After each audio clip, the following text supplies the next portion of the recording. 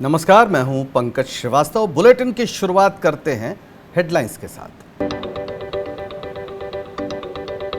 Corona पर केंद्रीय स्वास्थ्य मंत्री डॉक्टर हर्षवर्धन का बयान, रोजाना कराए जा सकते हैं 95,000 टेस्ट। वैक्सीन बनाने पर तेजी से चल रहा है काम। सोनिया गांधी की मोदी सरकार को नसीहत, मजदूरों का भी ख्याल रखे सरकार, देश का हिस्सा है मजदूर।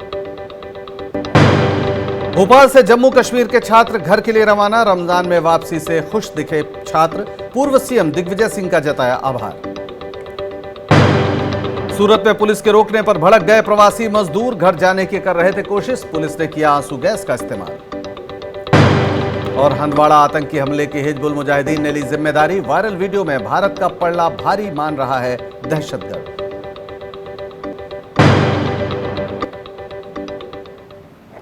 देश भर में लगातार कोरोना के मामले बढ़ रहे हैं। मरीजों की संख्या 60,000 के करीब पहुंच गई है, जबकि 2,000 के करीब मरीज मौत के मुंह में समा चुके हैं।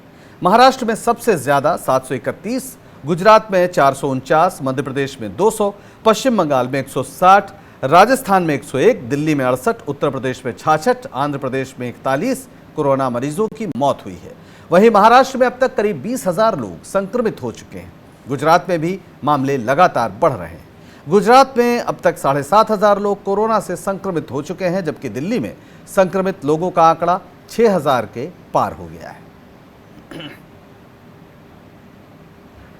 केंद्रीय स्वास्थ्य मंत्री हर्षवर्धन ने एक बार फिर कहा है कि लॉकडाउन में ढील के बाद भी लोगों को सोशल डिस्टेंसिंग का पालन करना होगा। लोगों को ज्यादा से ज्यादा घरों में रहना होगा और अपने बुजुर्गों का ध्यान रखना होगा। डॉक्टर हर्षवर्धन ने कहा कि 31 मई तक हमने 1 लाख कोरोना टेस्ट प्रतिदिन करने का लक्ष्य रखा था, लेकिन मई के शुरुआती सप्ताह में ही हम प्रतिदिन 95,000 टेस्ट करने लगे हैं, जो हमारे लिए अच्छी खबर है। Till now we have already tested 15,25,631 patients in our various laboratories in the country. Yesterday itself you will be happy to know that we tested 84,608 people in the country, and our testing capacity and capability is right now for doing about 95,000 tests in the country.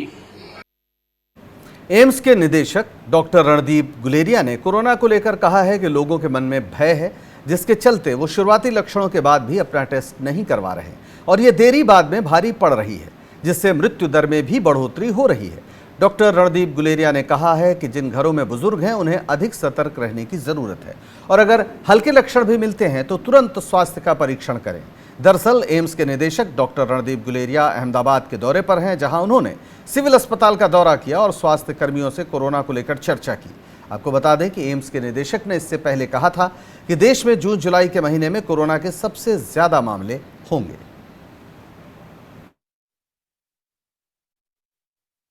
सब patient जो हैं वो hospital आने से डरते हैं या अपना टेस्ट कराने से डरते हैं, तो उससे ये हो जाता है कि जब वो पॉजिटिव हैं और वो देर से आते हैं तो उससे मोर्टेलिटी बढ़ जाती है। ये समझना बहुत ज़रूरी है कि कई दफ़ा जो पेशेंट्स को माइल्ड प्रॉब्लम है, माइल्ड सिम्टम्स हैं, लेकिन उनकी ऑक्सीजन कम हो सकती है और एक टर्मिनोलॉजी वेस्ट में यूज़ की है जिसका नाम है हैप्पी हाइपॉक्सिया। तो उनको पता नहीं कि उनकी ऑक्सीजन कम हो रही है, वो कोई सिम्टम नहीं है, लेकिन ब्लड में ऑक्सीजन कम हो रहा है और अगर उनको ऑक्सीजन मिल जाएगी तो उनकी जो है लाइफ सेव हो सकती है। लेकिन वो हॉस्पिटल नहीं आ रहे, ऑक्सीजन बहुत क्रिटिकली लो हो रही है, जिससे हार्ट पे असर पड़ रहा है और ऑर्गन्स पे असर पड़ रहा है और इससे डेथ चांसेस बढ़ जाते हैं। तो ये बहुत ज़रूरी है कि सब लोग समझें कि अगर उनको सिम्टम है जो कोविड-19 के हो सकते हैं, वो आगे आए, अपना टेस्ट कराएं। देश में कोरोना संक्रमित मरीजों का आंकड़ा लगातार बढ़ रहा है। केंद्रीय कैबिनेट सचिव राजीव गौबा रविवार को सभी राज्यों के मुख्य सचिवों, प्रिंसिपल सेक्रेटरीज के साथ बैठक करेंगे। वीडियो कॉन्फ्रेंसिंग के जरिए मौजूदा हालात पर चर्चा की जाएगी। इसी दौरान नीति आयोग के सदस्य, स्वास्थ्य मंत्रालय के अधिकारियों के साथ साथ कई और केंद्रीय एजेंसियों के अधिकारियों के साथ बैठक में मौजूद रहेंगे। वहीं केंद्र सरकार ने 10 टीमें अलग अलग राज्यों की मदद के लिए भेजने का भी फैसला किया है। केंद्र की इन 10 टीमों में अलग अलग विभागों के अधिकारी शामिल हैं।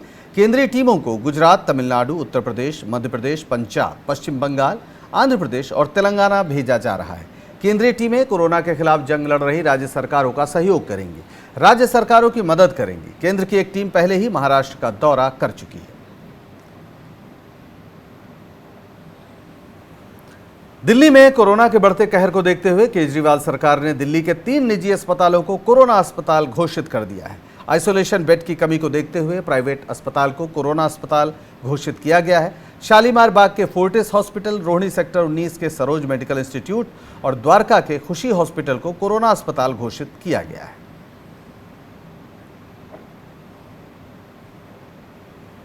और कोरोना से ठीक होकर वापस लौटने पर दिल्ली पुलिस के जवान का ढोल नगाड़े के साथ स्वागत किया गया। कांस्टेबल प्रवीण कुछ दिन पहले कोरोना वायरस संक्रमण का शिकार हो गए थे और अब इस बीमारी से ठीक होकर वो वापस अपनी ड्यूटी ज्वाइन के लिए पुलिस स्टेशन पहुंचे थे। पुलिस स्टेशन पहुंचते ही वहां मौजूद सभी लोगों ने उनका भव्य स्वागत किया। सिर्फ इतना ही नहीं, उनके स्वागत में ढोल नगाड़े बजाते हुए फूलों की बारिश भी की गई। आपको बता दें कि हाल ही में दिल्ली के ओखला मंडी में तैनात 5 पुलिसकर्मी कोरोना पॉजिटिव हो गए थे। इन सभी को इलाज के लिए अस्पताल में भर्ती कराया गया था। इन 5 पुलिसकर्मियों में ही प्रवीण भी शामिल थे।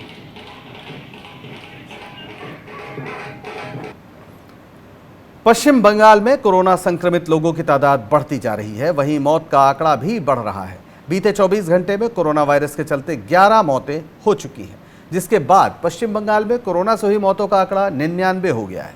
वहीं बीते 24 घंटे में 108 नए मामले सामने आए हैं, जिसके बाद राज्य में कोरोना संक्रमितों की कुल तादाद 1786 हो चुकी है। पश्चिम बंगाल में कोरोना के 1243 केस एक्टिव हैं और यह आंकड़ा लगातार बढ़ रहा है।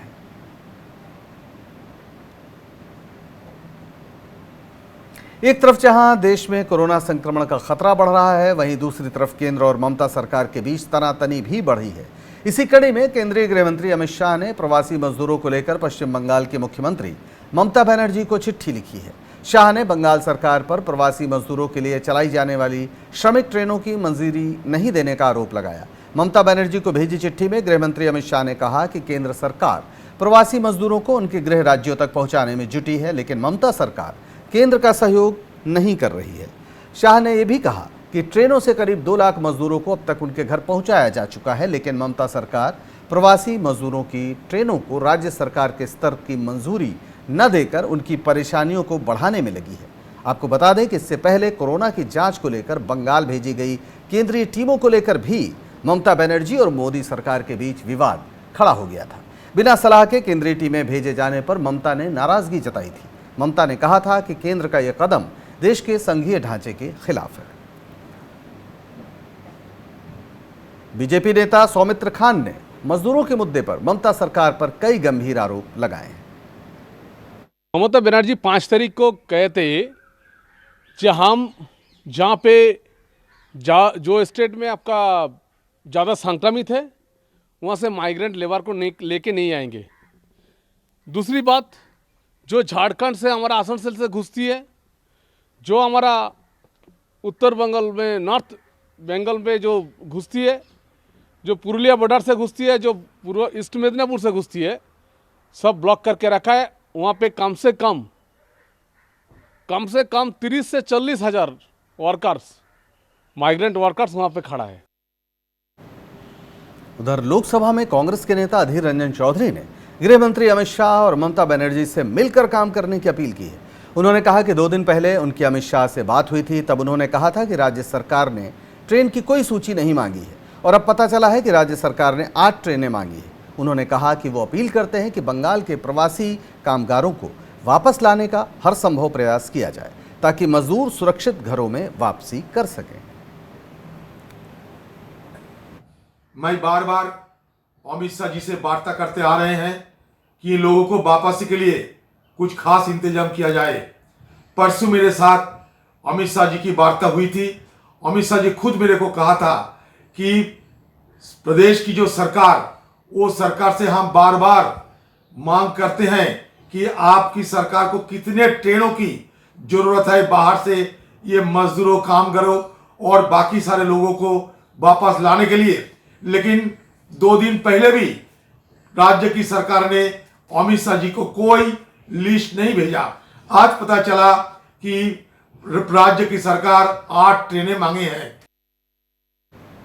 आरजेडी सांसद मनोज झा ने कहा है कि नीतीश सरकार की प्रवासी मजदूरों को लेकर संवेदनशीलता शून्य है। अभी भी समय है कि जल्द से जल्द ट्रेन लगाकर प्रवासी मजदूरों की समस्या हल की जाए। जो कुछ कल से वो दिल्ली सरकार और बिहार सरकार के मामले सामने आया, इसमें तो इतना स्पष्ट है कि दिल्ली की सरकार ने कुछ गलत नहीं कहा। बिहार सरकार की चुप्पी का जिक्र किया और फिर एलिबाई का जिक्र किया, जो एलिबाई मीनिंगलेस है। उसके बाद कल रात ही माननीय नेता प्रतिपक्ष तेजस्वी जी ने कहा कि हम तैयार हैं, 50 ट्रेनों की हमारी बात थी। और उस प्रक्रिया को उन्होंने कहा कि माननीय मुख्यमंत्री दिल्ली सरकार से कि आप बताएं कैसे करें। कहीं न कहीं एहसास हो रहा है कि क्या नीतीश जी और हमारी बिहार की सरकार नहीं चाहते कि प्रवासी मजदूर अपने घर आ पाए? क्या मजबूरियां हैं? बिहार में कोरोना संक्रमण के तेज फैलाव के बीच बीएमपी 14 के 5 जवानों के अलावा बिहार पुलिस के 9 जवान और पुलिस अफसर भी कोरोना संक्रमित पाए गए हैं। पुलिस में भी इससे भय व्याप्त होने लगा है। इस बीच नए जिले सुपौल और सहरसा भी संक्रमण के प्रभाव में आ गए हैं। लॉकडाउन 3 के बावजूद पटना में संक्रमितों की संख्या 52 हो गई है। बिहार के 38 जिलों में से 35 जिले कोरोना प्रभावित हो चुके हैं। ऐसे में लॉकडाउन में छूट से नई चुनौतियां उठ खड़ी हुई हैं। राजस्थान में कोरोना वायरस की रोकथाम के लिए राज्य सरकार ने प्रदेश की सभी सीमाएं सील कर दी है। वहीं राज्य से बाहर जाने वाले और दूसरे राज्यों से राजस्थान आने वाले प्रवासी मजदूर और लोगों के रजिस्ट्रेशन का आंकड़ा 18 लाख के पार पहुंच गया है। अन्य राज्यों से राजस्थान आने वालों की संख्या लगभग करीब 11 लाख और राजस्थान से अन्य राज्यों में जाने वालों की संख्या करीब 8 लाख दर्ज की गई है। वहीं अब पास जारी नहीं होने की स्थिति को देखते हुए हजारों मजदूर रेल बस की उम्मीद छोड़ पैदल ही अपने राज्यों की ओर चल निकलने को मजबूर हैं। राजस्थान के मुख्यमंत्री अशोक गहलोत ने कहा है कि कोरोना महामारी में कांग्रेस सरकार के साथ है। उन्होंने कहा कि कांग्रेस अध्यक्ष सोनिया गांधी ने भी पीएम मोदी को पत्र लिखकर संकट की घड़ी में साथ देने की बात कही थी। हमारे देश में आपको जान के खुशी होगी, पूरा मुल्क एकजुट है। अभी जितने भी हमारे जो लेखक हैं, राइटर्स हैं, साहित्यकार हैं, उन सबका मानना है कि पहली बार पक्ष विपक्ष में ऐसी एकता देखने को मिल रही है। हमारी कांग्रेस प्रेसिडेंट सोनिया गांधी ने भी पत्र लिखा मोदी जी को और कहा पूरी पार्टी आपके साथ खड़ी मिलेगी। आप इस रूप में पूरे सरकारें, हमारी राज्य सरकारें और केंद्र सरकार, सब लोग मिलकर काम कर रहे हैं। मुख्यमंत्री अशोक गहलोत ने यह भी कहा कि अभी प्रदेश में 10,000 टेस्ट रोज हो रहे हैं, लेकिन जल्द ही हम 25,000 टेस्ट रोज करने वाले। हमारे देश में आपको जान के खुशी होगी, पूरा मुल्क एकजुट है। अभी जितने भी हमारे जो लेखक हैं, राइटर्स हैं, साहित्यकार हैं, उन सबका मानना है कि पहली बार पक्ष विपक्ष में जो स्वास्थ्य सेवाओं को मजबूत किया हम लोगों ने, चाहे आईसीयू बेड बढ़ाने की बात हो, वेंटिलेटर की बात हो, पीपीई किट की बात हो, टेस्टिंग लेबोरेटरी की बात हो। कोई वक्त तक हमें पूना और दिल्ली भेजने पड़ते थे सैंपल। आज मुझे कहते हैं घर में करीब 10,000 टेस्ट पर डे हो रहे हैं राजस्थान में, और जल्दी हम लोग 25,000 का आंकड़ा पार कर लेंगे। और वक्त है एक छोटे से ब्रेक का, फौरन हाजिर होंगे, बने रहिए हमारे साथ।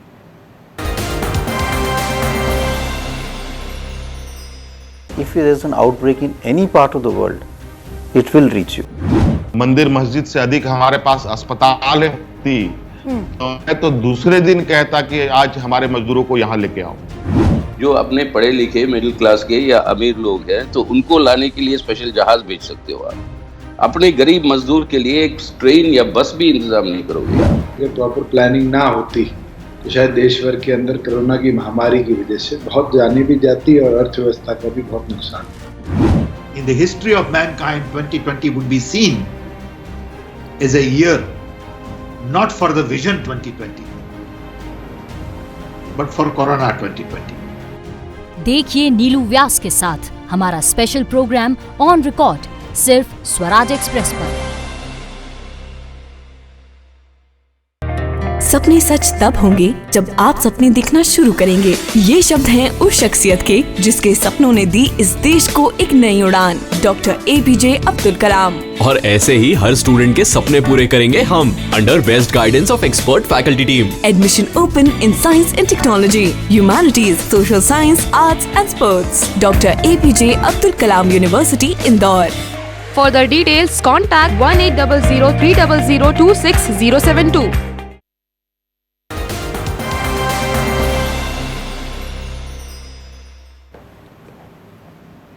ब्रेक के बाद आपका एक बार फिर स्वागत है।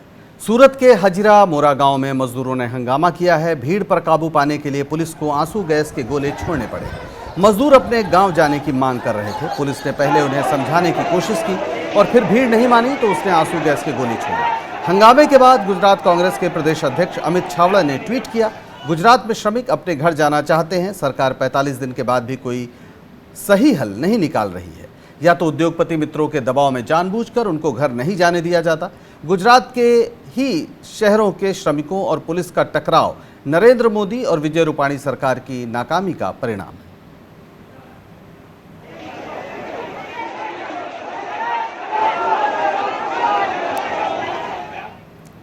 कांग्रेस अध्यक्ष सोनिया गांधी ने एक बार फिर मोदी सरकार से मजदूरों पर ध्यान देने की अपील की है। सोनिया गांधी ने कहा है कि मजदूर भी देश का हिस्सा हैं और ऐसे मुश्किल हालात में उन्हें उनके हाल पर नहीं छोड़ना चाहिए। सोनिया गांधी ने कांग्रेस के ट्विटर हैंडल पर एक वीडियो अपलोड किया है जिसमें मजदूर अपने परेशानी बताते दिख रहे हैं और इन सब हालात पर सोनिया गांधी सरकार को नसीहत दे रही है। कांग्रेस पार्टी ने निर्णय लिया कि हर प्रदेश में जरूरतमंद श्रमिक भाइयों और बहनों के घर लौटने की रेल यात्रा का खर्च उठाएंगे। मैं उम्मीद करती हूं कि आप सब जल्दी से जल्दी अपने प्रियजनों के पास पहुंच पाएंगे। लेफ्ट ने तेलंगाना में फंसे छत्तीसगढ़ के मजदूरों का वीडियो जारी किया है। साथ ही 1300 मजदूरों के नाम, पते और मोबाइल नंबरों के साथ लिस्ट भी सौंपी है। ये मजदूर हैदराबाद, सिकंदराबाद, अनंतपुर, रंगारेड्डी, हिमायतनगर, गैलीडोडी, नागल रोड, तुर्कपल्ली, शिवरामपल्ली, सिद्दीपेट, निजामपेट, कोकापेट जैसे कई जगहों पर फंसे हैं। CPIM ने आरोप लगाया है कि प्रवासी मजदूरों को उनके अपने हाल पर छोड़ दिया गया है और वे बच्चों और महिलाओं सहित भूखे प्यासे 15-15 दिनों तक सैकड़ों किलोमीटर पैदल चलकर अपने गांवों तक पहुंच रहे हैं। उन्होंने मुख्यमंत्री भूपेश बघेल से मजदूरों की घर वापसी के लिए ट्रेन और बस मुहैया कराने की अपील की है।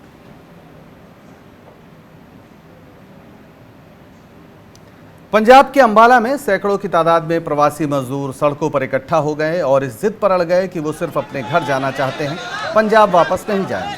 पुलिस के लाख समझाने के बावजूद प्रवासी मजदूर नहीं माने और अंबाला दिल्ली नेशनल हाईवे पर पैदल ही निकल पड़े। इसके बाद पुलिस और प्रवासी मजदूरों के बीच धक्का मुक्की भी देखने को मिली और अंत में पुलिस को हल्के बल का प्रयोग कर प्रवासी मजदूरों को रोकना पड़ा। इस दौरान मजदूर रोते बिलखते भी नजर आए।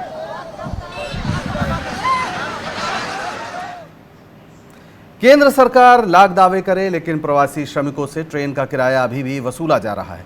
गुजरात के अहमदाबाद से यूपी के विभिन्न जगहों के प्रवासी मजदूरों को लेकर विशेष ट्रेन रायबरेली पहुंची। मजदूरों के चेहरे पर घर वापसी की खुशी तो दिख रही थी, लेकिन ट्रेन का किराया वसूलने से वे परेशान और दुखी भी नजर आए। मजदूरों ने बताया कि लॉकडाउन की वजह से रोजी रोटी का संकट पहले से था, लेकिन हमें अपने घर पहुंचने के लिए ट्रेन के टिकट के लिए बड़ी मुश्किल से पैसों का जुगाड़ करना पड़ा। श्रमिकों ने बताया कि अहमदाबाद से रायबरेली का टिकट 580 रुपये है, लेकिन उनसे लिए गए 620 रुपये। ट्रेन का किराया वसूलने से मजदूर बेहद नाराज दिखे।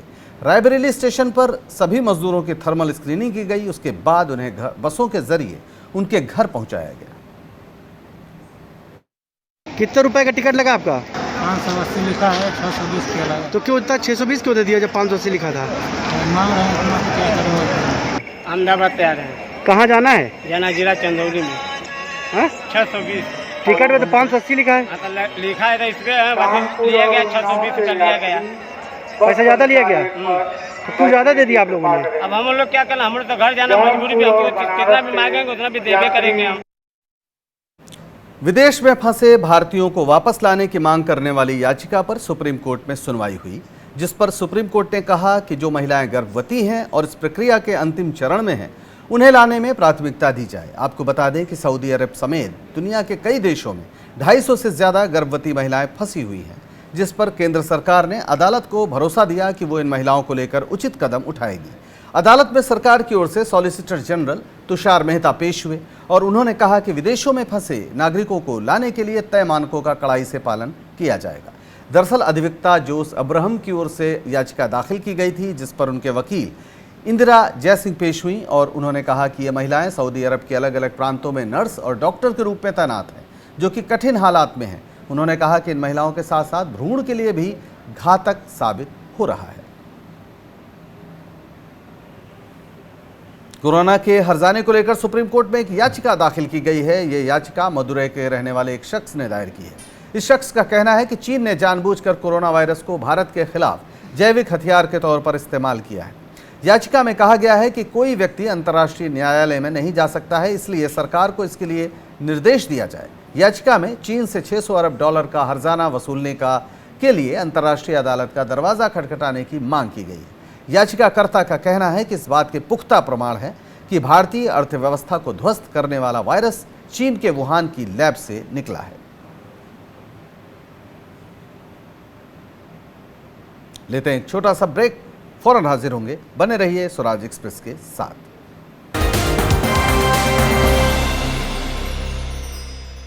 स्ट्रीम कोई भी हो, बेस्ट करियर ऑप्शन के लिए है Bhabha University. Best faculty, world class infrastructure, scholarships, high tech labs, 27 acre of lush green campus, hostel facility, admissions open for engineering, pharmacy, dental, computer application, management and agriculture. Bhabha university at Hoshangabad road, Bhopal. Call 9165025500।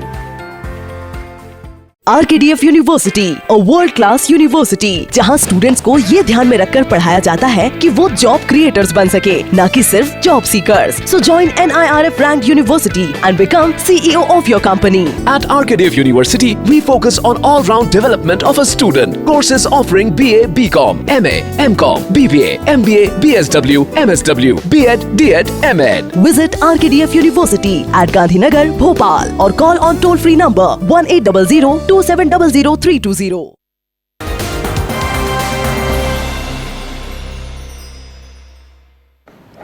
Break के बाद आपका एक बार फिर स्वागत है। कर्नाटक में आम के कारोबारी खासे परेशान हैं। उनका कहना है कि उन्हें कोरोना वायरस के चलते खासा नुकसान हो रहा है और उनके आम निर्यात नहीं हो पा रहे हैं। किसानों के मुताबिक लॉकडाउन के चलते सामान इधर से उधर नहीं ले जा पा रहे हैं, जिसके चलते आम खराब हो रहा है। हालांकि स्थानीय बाजार आम बेचकर नुकसान को कम करने की कोशिश कर रहे हैं। पंजाब के लुधियाना में भोजनालय, आइसक्रीम की दुकानें, मिठाई की दुकानें और जूस की दुकानें खोली गई हैं। मजिस्ट्रेट ने दुकानें खोलने की इजाज़त दी है। सुबह 7 बजे से शाम 7 बजे के बीच ये दुकानें खुलेंगी। इन्हें होम डिलीवरी की इजाज़त दी गई है। उधर कर्नाटक के बेंगलुरु में भी रेस्तरां, पब और बार खोलने की अनुमति दी गई है। 17 मई तक टेक अवे की अनुमति दी गई है। इससे पब, रेस्टोरेंट और बार मालिकों ने खुशी जताई है। उन्होंने कहा कि 2 महीने से दुकानें बंद थीं, अब शुरुआत हो रही है, जिससे वो खुश हैं। दुनिया भर में कोरोना वायरस का संक्रमण बढ़ता जा रहा है। worldmeters.info के मुताबिक दुनिया भर में अब तक 40 लाख लोग कोरोना से संक्रमित हो चुके हैं। इस वायरस के चलते अब तक पूरी दुनिया में 2,76,000 लोग अपनी जान गंवा चुके हैं। वहीं इसके चलते करीब 49,000 लोग जिंदगी और मौत से जूझ रहे हैं। अकेले अमेरिका में 13,22,000 लोग कोरोना से संक्रमित हो चुके हैं। वहीं 78,600 लोग अब तक जान गंवा चुके हैं। स्पेन में भी कोरोना के चलते 2,60,000 लोग संक्रमित हो चुके हैं। स्पेन में 26,000 लोग अब तक अपनी जान गंवा चुके हैं। इटली में भी ये आंकड़ा लगातार बढ़ रहा है। इटली में 2,17,000 लोग कोरोना से संक्रमित हो चुके हैं। यहाँ अब तक 30,000 लोग अपनी जान गंवा चुके हैं। यूके में भी कोरोना से 2,11,000 लोग संक्रमित हो चुके हैं। यूके में 31,000 लोग अपनी जान गंवा चुके हैं। रूस में भी कोरोना के मामले तेजी से बढ़ रहे हैं। रूस में 1,87,000 लोग कोरोना से संक्रमित हैं। अब तक 1,723 लोग अपनी जान गंवा चुके हैं। आतंकी संगठन हिजबुल मुजाहिदीन के कमांडर रियाज नाइकू के मारे जाने के बाद सैयद सलाहुद्दीन का एक वीडियो सामने आया है, जिसमें वो हंदवाड़ा आतंकी हमले की जिम्मेदारी ले रहा है। हंदवाड़ा में हुए 2 आतंकी हमलों में 8 जवान शहीद हुए थे और टॉप कमांडर रियाज नायकू समेत 2 आतंकी मारे गए थे। ये वीडियो कब और कहां का है, इस बात की पुष्टि तो नहीं हो पा रही है, लेकिन इस वीडियो में सैयद सलाउद्दीन मान रहा है कि भारतीय सेना के जवान आतंकियों पर भारी पड़ रहे हैं। और बुलेटिन में फिलहाल इतना ही। मुझे दीजिए इजाजत और बने रहिए स्वराज एक्सप्रेस के साथ। नमस्कार।